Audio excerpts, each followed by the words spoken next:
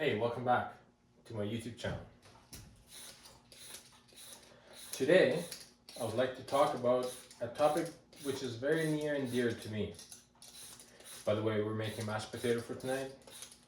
We just had breakfast.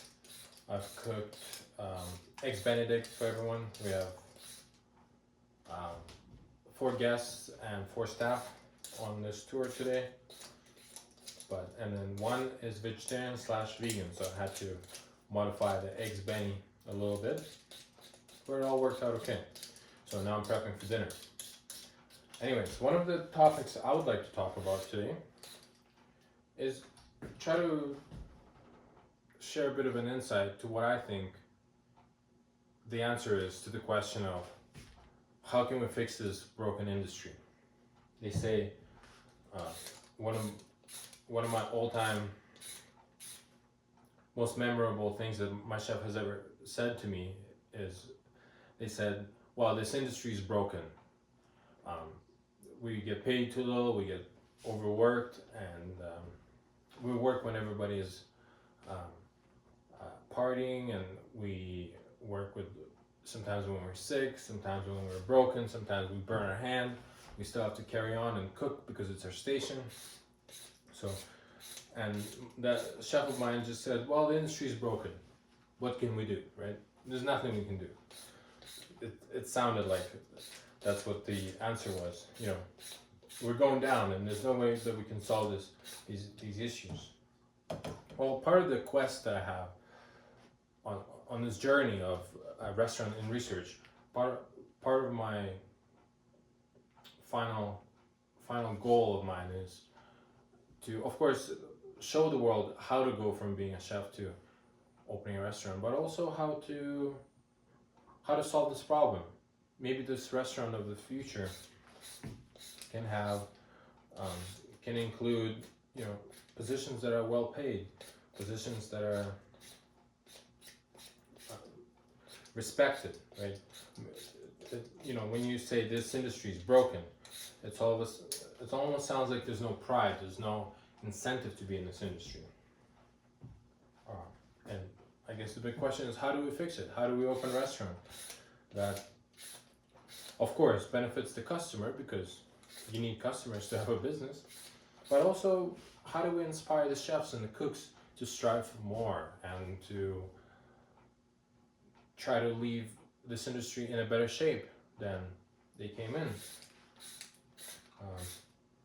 You know, one of my heroes, of course, is, you know, my parents, my mom, my dad, one of my close friends, but also this fella named David Goggins, as I'm sure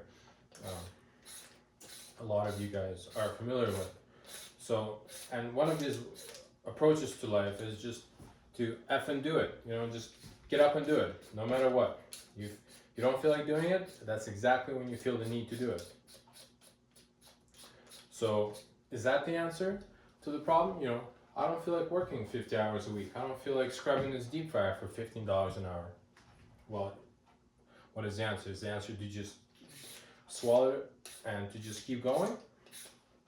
Or maybe there are ways of automation and of, you know, maybe we can figure out a way to alleviate some of these mundane tasks that, you know, a job of a cook can truly become more of a creative expression, given it's still a blue-collar job and you still have to work with your hands.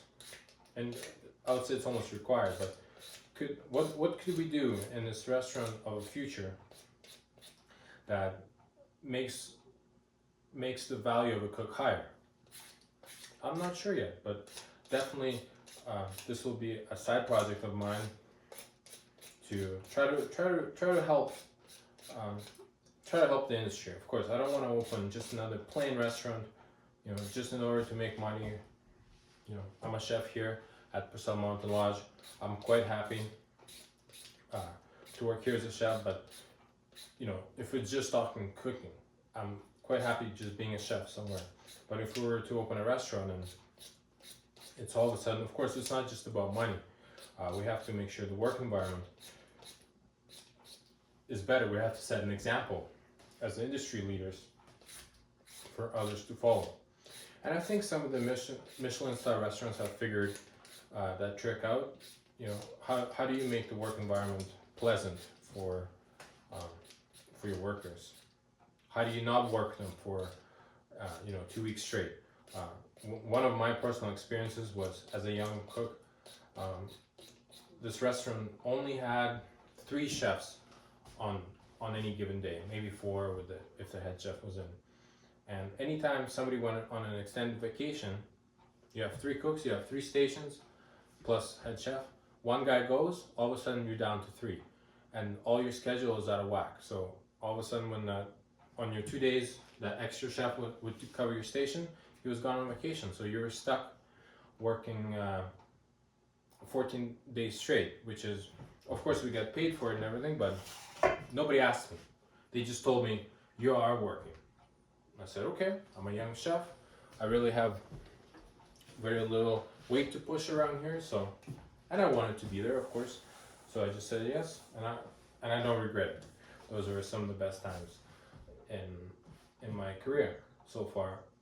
So the answer is, how do we avoid these things, right? How do we schedule? How do we brainstorm a restaurant of the future and fix this problem of, well, the industry is broken. I'm sick of hearing it, really. It's everywhere you go. You see cooks are needed, but they pay $14 an hour. Some of them don't give you a proper schedule. Some of them work in haphazard kitchens, with no proper respect for the industry. So this is a very important question to me, and I'm sure some of you guys who are fellow chefs or front house members or restaurateurs for that matter, I'm sure you guys have a similar concerns. Is how do we make this industry prosper and thrive? So I'm not sure what the answer to this question is quite yet. Is it David Goggins' method? Just hire people who are in it to win it, just go-getters, old school knuckle draggers, as David himself says? Or do we provide a more humane 8-hour week or 8-hour day and leave some of those old school tactics behind? I'm not sure, but stick around, and together we shall find out how to build the restaurant of the future together. So, bye-bye.